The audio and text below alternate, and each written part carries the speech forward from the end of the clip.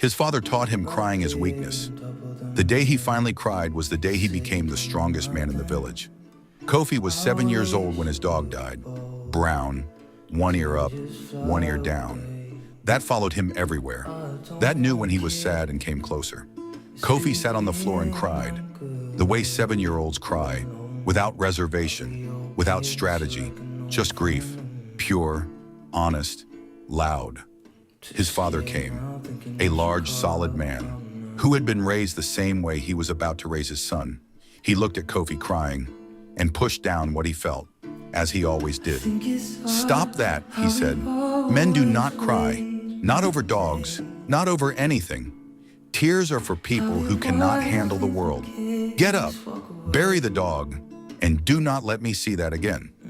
Kofi stood up, wiped his face, buried the dog alone, without crying. He was 7 years old, and that was the last time he cried. For 30 years, the lesson took root, the way lessons do when they come from someone you are trying to become. At 10, broke his arm falling from a mango tree, did not cry, walked home, jaw set. His father nodded, once, which was the highest praise. At 13, his best friend moved away, did not cry, helped him pack, went home, stared at the ceiling, feeling something with no outlet. At 16, the girl he loved chose someone else, did not cry, went to the farm, worked until his hands bled, the bleeding almost a relief, because it was the only feeling he was allowed to show. Year by year, the wall built, brick by brick, each unshed tear becoming mortar, each suppressed feeling becoming stone. By 30, Kofi was the strongest man in the village. Never complained, never showed pain, never asked for help, never admitted difficulty. His wife, Amma, had believed, in the beginning, that beneath the solid surface was depth of feeling, that she, over time, would be admitted to. She waited patiently for 3 years, for the wall to open, for some crack. It never came. "I do not know who you are," she told him one evening, after 5 years. "I know what you do, I know how you provide, but I do not know what you feel, what you fear, what makes you sad. And I have been trying to find out for 5 years, and I am tired of reaching for someone who will not be reached." "I am here," Kofi said. "I have always been here." "Your body is here," Amma said. "You are not." She left, 2 months later, with the children, 2 boys, 8 and 6, who had learned, very young, not to run to their father when sad, because he would tell them to be strong. And being told to be strong when you are sad is the loneliest thing a child can hear. After Amma left, Kofi did what Kofi always did. He worked harder, longer, without complaint. His sons visited every 2 weeks, older Kwame, already learning to keep the face still. Younger Ibo, softer, more open, who would hold his father's face in small hands. "Papa, do you ever feel sad?" "Men do not feel sad," Kofi said, repeating the lesson, word for word. Ibo looked at him. "I feel sad sometimes, when I miss you. Is that weakness?" Kofi looked at his 6-year-old son, at the love in his eyes completely undefended, and felt something move inside him, that he pushed down, as always. Kofi's father, Kweku, began to decline in his 70th year, slowly, quietly, without complaint. Kofi visited every week. They sat in the same silence they had always sat in. 2 people who had never learned to say what they actually felt. Kofi would bring food, fix things, chop wood, show his love the only way he knew, through action, through provision, never saying, "Father, I see you getting smaller. I am afraid. I do not want to lose you." Those words were never said. Then one morning, Kofi came to his father's house, found the door open, his father in his chair, not asleep.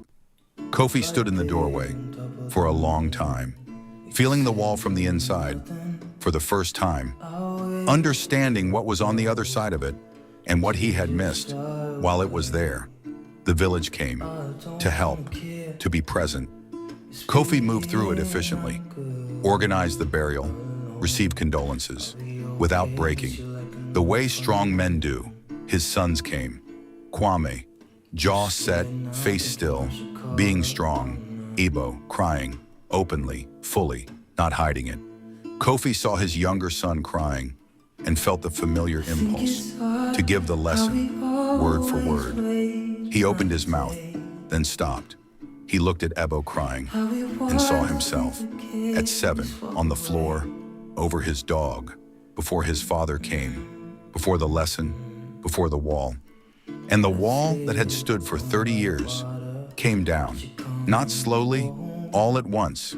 Kofi sat on the ground, next to his son, and wept in front of everyone. For the first time in 30 years, not quietly, not with dignity, not controlled, just fully, completely, unreservedly, present in his grief.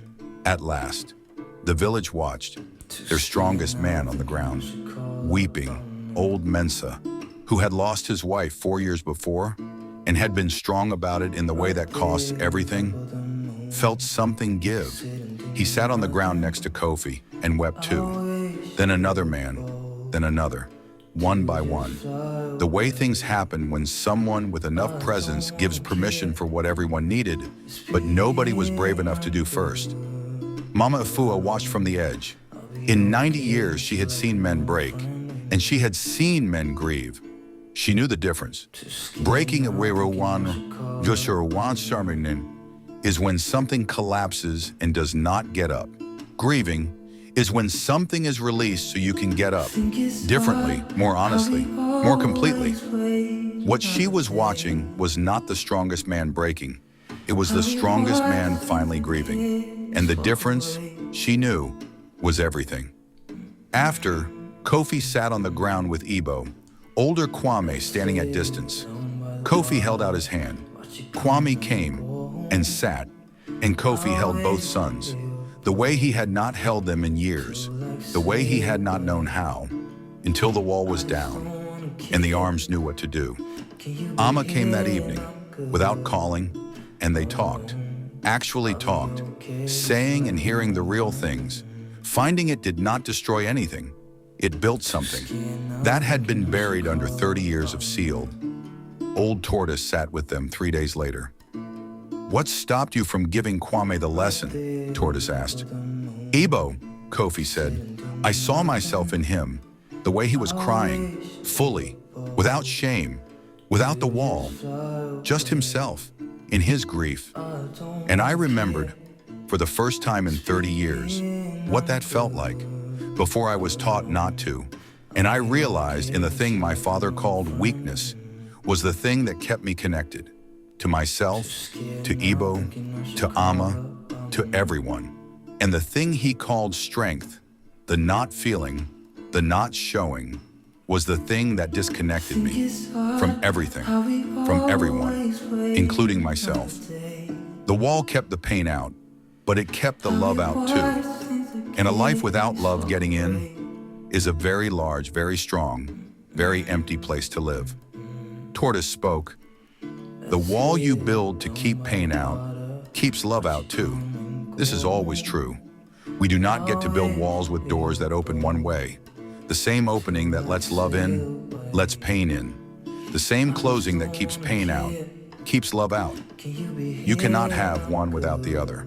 The bravest thing any person can do is not to feel nothing. It is to feel everything and stay in it, without running, without walling, just present, fully. That was not weakness. That was the most courageous thing you have done in 30 years. Whatever lesson arrived when you were 7 or 10 or whenever it was, that told you feeling is weakness.